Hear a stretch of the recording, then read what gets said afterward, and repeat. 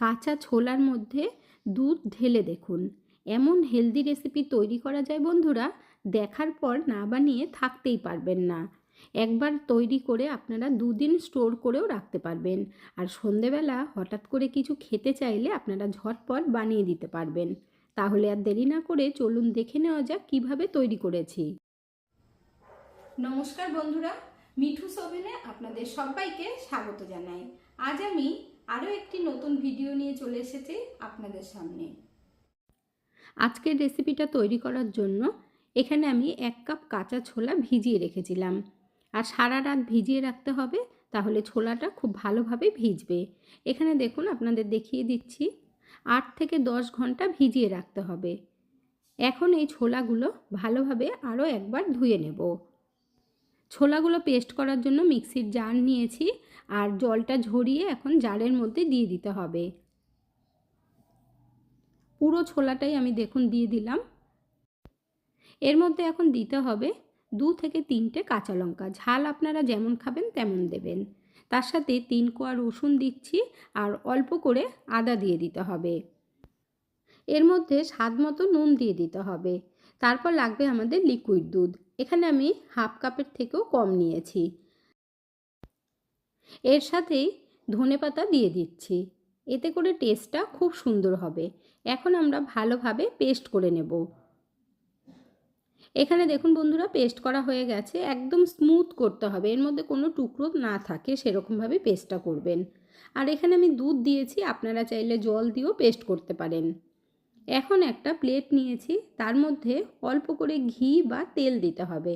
তারপর প্লেটের মধ্যে খুব ভালোভাবে লাগিয়ে নেব। এই প্লেটের মধ্যে ছোলার পেস্ট ঢেলে দেব, আর এর থেকে 2 চামচ মতো বাঁচিয়ে রাখতে হবে। দুধ দিয়ে ছোলাটা পেস্ট করে নিলে টেস্টটা কিন্তু অনেক বেশি ভালো হয়। আর যেহেতু হেলদিভাবে তৈরি করছি, তাই চেষ্টা করবেন দুধ দিয়ে পেস্ট করার। এখানে দেখুন চামচ দিয়ে খুব ভালোভাবে ছড়িয়ে দিয়েছি, আর একদম সমান করে দিয়েছি। এখন এই প্লেটটাকে আমরা সাইডে রেখে দেব। বাকি ছোলার পেস্ট এখানে আমি আলাদা একটা বোলের মধ্যে রেখে নিচ্ছি, আর 2 চামচ মতো রাখলেই হবে।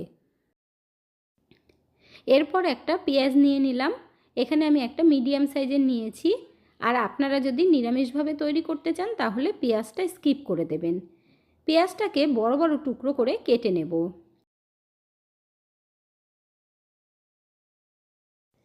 এরপর এই পেঁয়াজটাকে পেস্ট করে নেব। আর পেস্টটা একদম মিহিন করতে হবে না, একটু যদি টুকরো টুকরোও থাকে কোনো অসুবিধে নেই। এরপর একটা টমেটো নিয়ে নিলাম, আর টমেটোটা বড় সাইজের নেবেন। টমেটোটাকেও বড় বড় টুকরো করে নিতে হবে। এখানে আমি একটা টমেটো দিচ্ছি, আপনারা চাইলে 2টো টমেটো দিতে পারেন, যারা একটু বেশি টক পছন্দ করেন। এর সাথে 2টো শুকনো লঙ্কা দিয়ে খুব ভালোভাবে পেস্ট করে নেব। আপনারা যদি ঝাল কম খান তাহলে একটা দেবেন। এখানে দেখুন বন্ধুরা, পেস্ট করা হয়ে গেছে, আর কালারটা কতটা সুন্দর হয়েছে, যেহেতু টমেটোর মধ্যে শুকনো লঙ্কা দিয়েছি সেই কারণে। এখন এই পেস্টটা সাইডে রেখে দেব। তারপর কড়াই বসিয়ে দিয়ে 2 চামচ মতো সর্ষের তেল দিয়ে দেবো। রান্নাটা কিন্তু সর্ষের তেলেই করতে হবে, তাহলে খেতে খুব ভালো লাগবে। গোটা গরম মশলা দেব, একটা এলাচ, 1 টুকরো দারচিনি, আর একটা বড় এলাচ, আর 2টো লং দিয়ে দিতে হবে। আর তার সাথে একটা তেজপাতা দিয়ে দিলাম 2 টুকরো করে। এরপর অল্প গোটা জিরে দিয়ে দিয়েছি। এখন একটু ভালোভাবে ভেজে নিতে হবে। যখন দেখবেন গোটা মশলার থেকে খুব সুন্দর গন্ধ বেরিয়েছে, তখন 3 কোয়া রসুন থেতো করে দিয়ে দিতে হবে। রসুনটাকেও বেশ একটু লাল লাল করে ভেজে নেব। এখানে দেখুন রসুনটা ভাজা হয়ে গেছে। এর মধ্যে এখন পেঁয়াজ বাটাটা দিয়ে দিতে হবে। আপনারা যদি নিরামিষ খান তাহলে রসুন আর পেঁয়াজটা স্কিপ করবেন। রসুন পেঁয়াজের বদলে আপনারা ধনের গুঁড়ো, জিরের গুঁড়ো দিয়ে দেবেন, আর আদা বাটা, তাহলে ভালো লাগবে। এখন আমরা পেঁয়াজের কাঁচা গন্ধটা যাওয়া পর্যন্ত ভেজে নেব। এর মধ্যে এখন দিয়ে দেব আদা রসুনের পেস্ট 1 চামচ। অল্প করেই দিতে হবে। আদা রসুনের কাঁচা গন্ধটা যাওয়া পর্যন্তও কিন্তু ভেজে নিতে হবে। মশলাগুলো যাতে না পুড়ে যায় তার জন্য অল্প করে জল দিয়ে খুব ভালোভাবে কষিয়ে নিতে হবে। এর মধ্যে এখন ছোলার পেস্টটা আমরা দিয়ে দেব। এতে করে গ্রেভিটা খুব সুন্দর গাঢ় হবে আর খেতেও খুব ভালো লাগবে। অল্প একটু জল দিয়ে বাটিটা ধুয়ে দিলাম। বন্ধুরা, আজকের এই রেসিপিটা যদি আপনাদের ভালো লেগে থাকে তাহলে আমার চ্যানেলটিকে অবশ্যই সাবস্ক্রাইব করবেন, পাশে থাকা বেল আইকনটি দাবিয়ে দেবেন, সবার সাথে শেয়ার করবেন আর একটা লাইক করতে ভুলবেন না কিন্তু। মিক্সির জার ধুয়ে একটু জল দিয়ে দিলাম, না হলে যেহেতু ছোলার পেস্ট দেওয়া হয়েছে তার জন্য লেগে যাবে।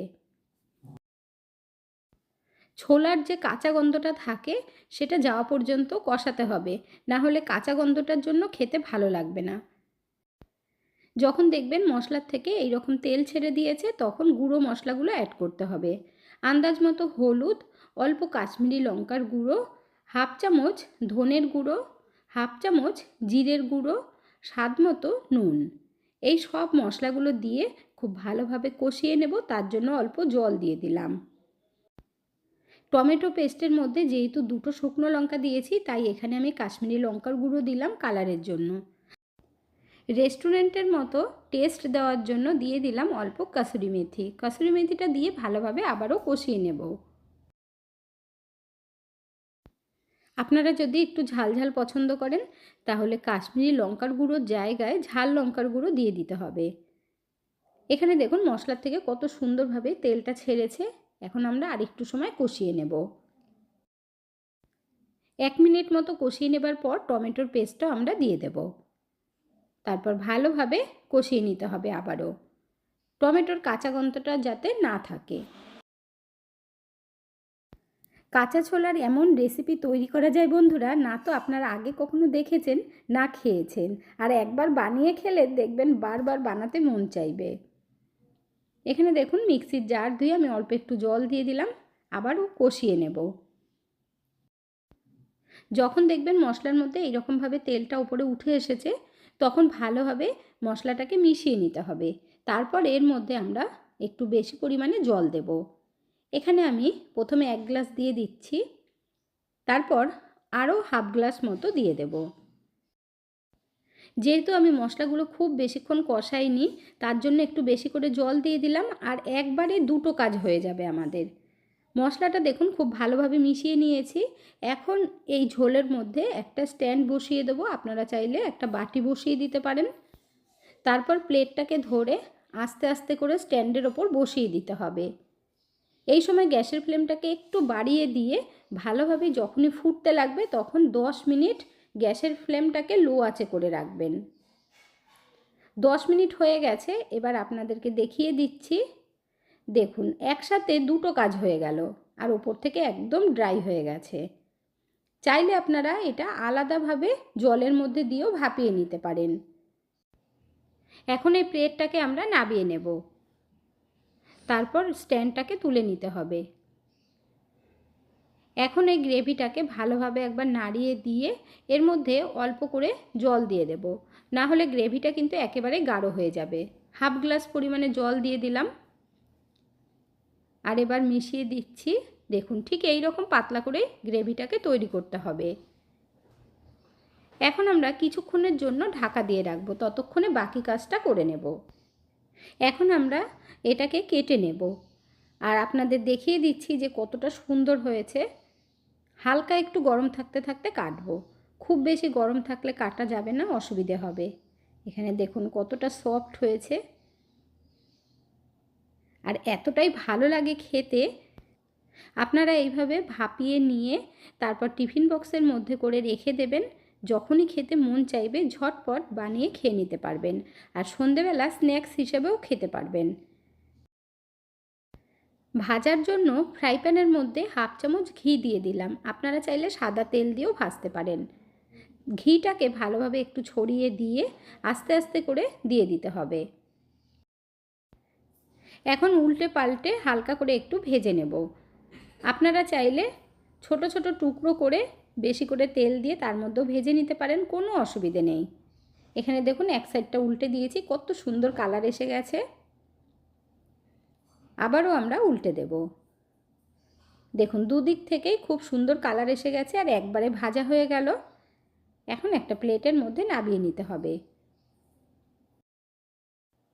যারা একেবারেই তেলে এইভাবে ভেজে নিতে না চান তারা সিদ্ধ অবস্থাতেও কিন্তু ঝোলের মধ্যে দিয়ে দিতে পারেন।